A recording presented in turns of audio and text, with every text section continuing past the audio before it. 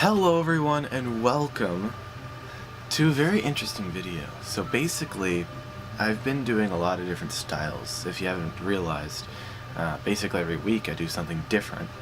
And I'd like to show you my process of how that all goes on. So basically, we're going to discuss how I've made my videos and how I edit them and how I post them, how I publish them, and release them to you guys. So I just want to show you guys this because I know that a lot of you are also aspiring content creators, and I know a lot of these tips will be really useful for you guys to make better videos and just enjoy it while you're doing so. So yeah, I think you guys are going to love this video, and let's get right into that. Okay guys, so basically, the first thing I always do in a video is I make sure to record my audio separately. It's much easier to handle, and I really recommend you guys do that. I use Audacity.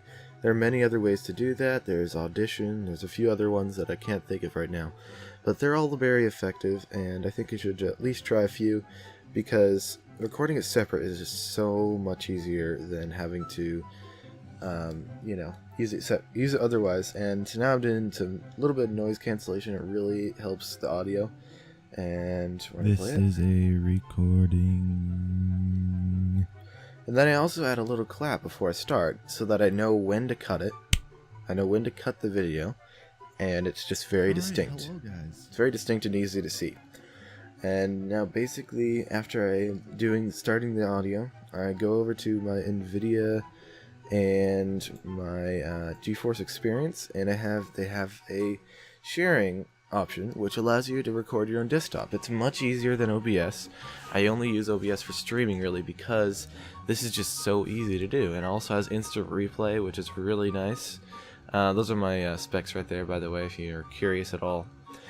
Make sure to enable experimental things, and then in order to make sure that you can actually run this, you have to look at this little thing. It shows the specs that you need. Alright, so for OBS, for my streaming, this is how I usually do my streaming. I'll have a game and I'll have it set to automatically detect, or I'll just automatically set it to that game when I'm streaming, and then it'll make it much easier. And then when I double click on that, I can just have that right there. And then in the settings, I also have the stream. I'm not going to show you my stream key, but I also have the output settings if you want to pause that and look at that. And then advanced settings, which can be very difficult to learn. So if you want to look at that, take a second. You can just copy what I have. That's fine. It's not my own physical property. And now I have my computer. So basically I have 4 drives. I have my local, which is my SSD, and then my video storage. It has 2 terabytes. I have my videos.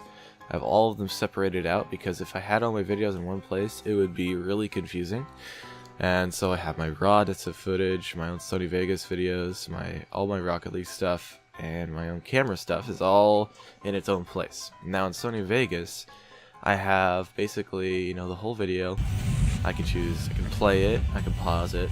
Sony Vegas is probably the best for me because I find it so easy to use and really streamlined, doesn't crash as often either. So right here I can press S and I can cut 2 parts and then make it a little jump between 2 spots. So that's how I make my cuts in videos. I also can add another cut and then also fade it out. That's much easier than many other programs which require a lot more complicated procedures in order to fade out of an image. So yeah, that's really way easier to me. And that's basically it. All I had to do is now render it and upload it. I also need, of course, a image, but I press that render button and I just go through the settings. By the way, those custom settings, I can show them to you. They basically have a little bit of details on what I do in my settings, just easier to read right there if you use Sony Vegas. And then I use Photoshop to finish up my thumbnails. Usually I can copy paste a few images in from Google and add in a few effects to the blurs and stuff, and it'll usually look fine. And then I'll add a little bit of extra stuff, and that's about it. I only need to do a few crops and I'm ready to upload the video.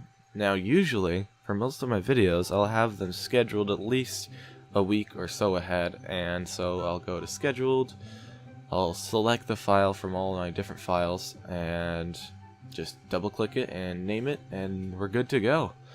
And I just add my thumbnail, of course, and that's about it, guys. So basically, this is how I make my videos. I know a lot of people really want to learn content creation.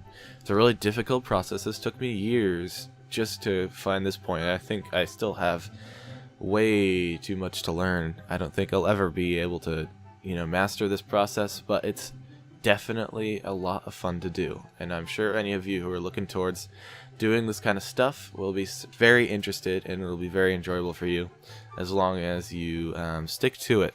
It's very difficult, but if you stick to it, it's worth it. Otherwise, guys, that's about it for this video. Thank you so much for watching. I hope you guys enjoy it, and if you want something different, if this video is not for you, then that's totally fine. I know not everyone will like this video, but a lot of people will. And otherwise, I guess I'll see you next week. Remember that I have streams every Wednesday, so if you guys want to see me live, then that's the easiest way to do so. And I'll see you next time.